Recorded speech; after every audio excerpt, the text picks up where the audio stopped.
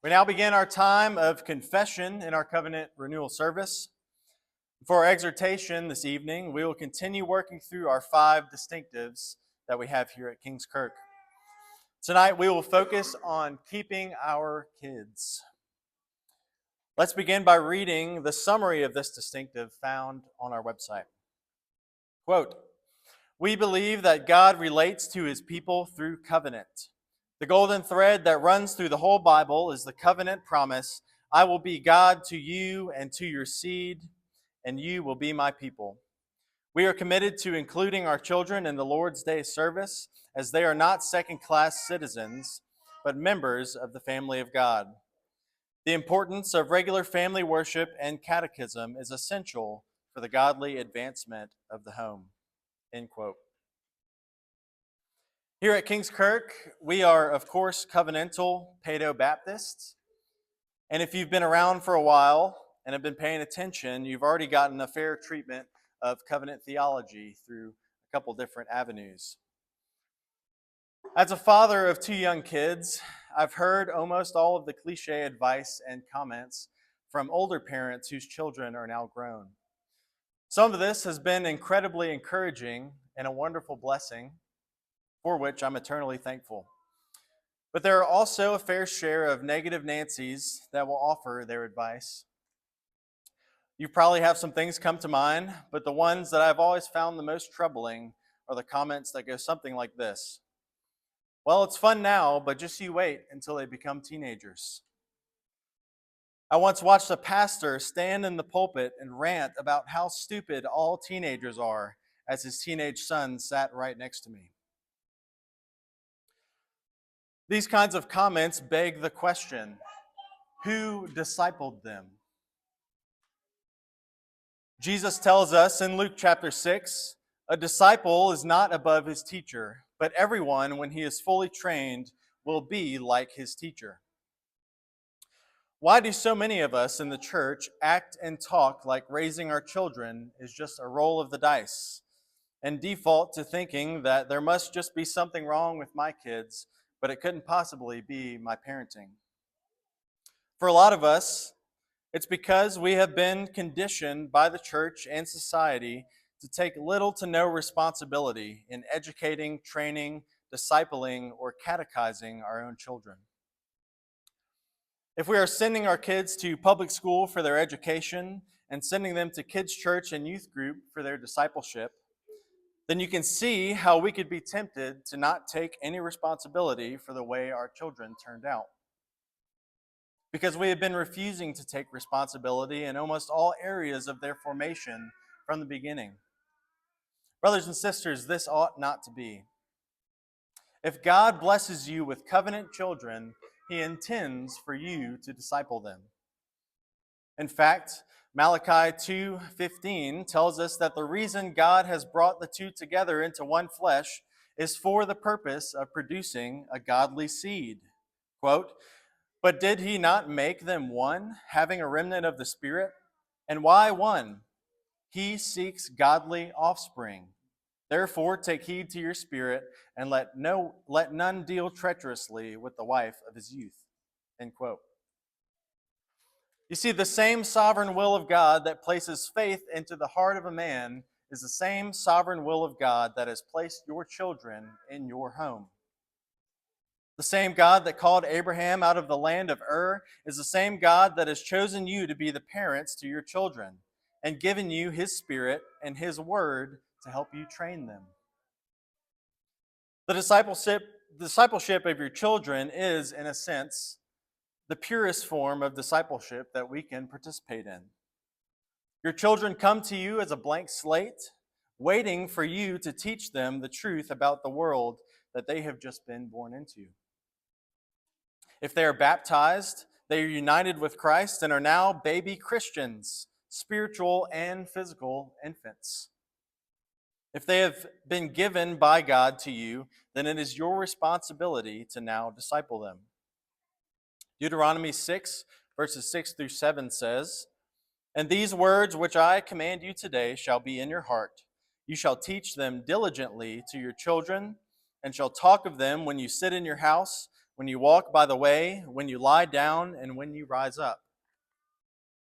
We do this by providing our Christian children with a distinctly Christian education, by doing regular family worship and catechizing them in the basic truths of the faith, walking them through their formative years, ready to teach them about everything in God's world as they grow.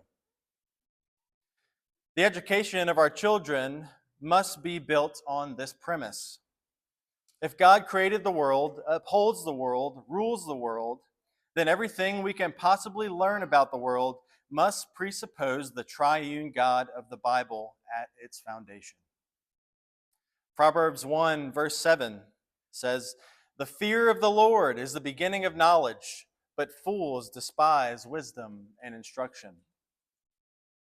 This means that secular government education is not an option for Christian parents. The only option is an education founded on the fear of the Lord. And this is your responsibility to provide this for them, not the government. While extremely important, academic education is only a piece of the whole of our children's discipleship. Deuteronomy 4, verses 9 and 10 says, "Only take heed to yourself and diligently keep yourself, lest you forget the things your eyes have seen, and lest they depart from your heart all the days of your life. And teach them to your children and your grandchildren, especially concerning the day you stood before the Lord your God in Horeb, when the Lord said to me, 'Gather the people to me, and I will let them hear my words, that they may learn to fear me all the days they live on the earth, and that they may teach their children.'"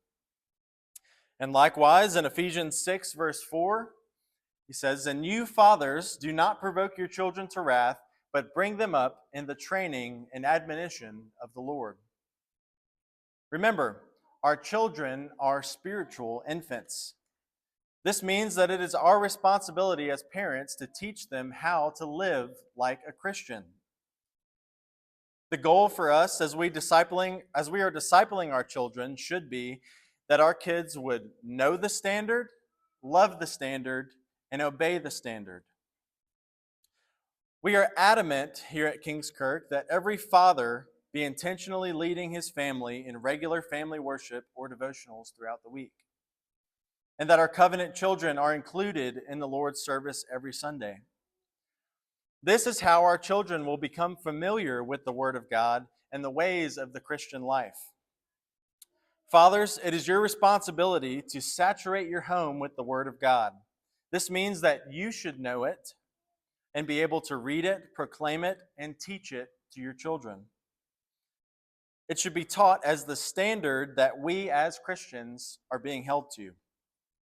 In the church service, as the children participate, they see other men and women worshiping, kneeling, communing, and they hear the Word of God read and preached. Paul repeatedly instructs the children of the congregations in the epistles. Our children should be instructed by the Word of God throughout the week and as part of the congregation on the Lord's Day. This is how they learn the standard.